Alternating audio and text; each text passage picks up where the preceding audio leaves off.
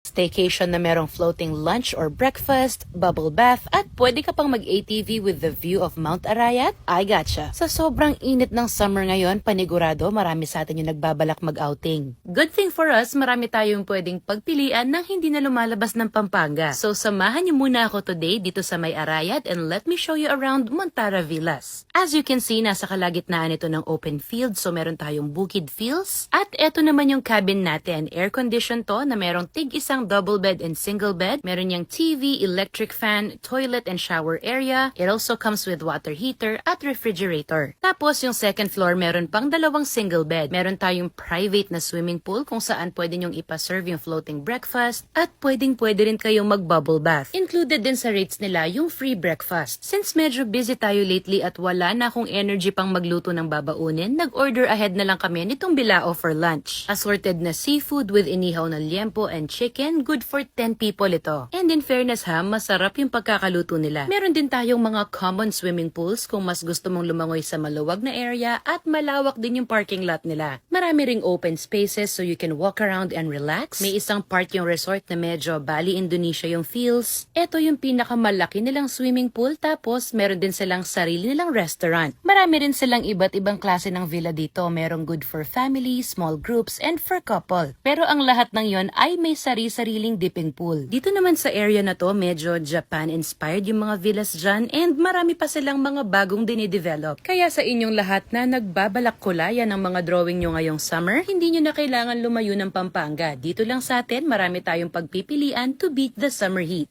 At kung gusto nyo ring masubukan itong Montara Villas experience namin, nako, itry nyo na rin sila and enjoy!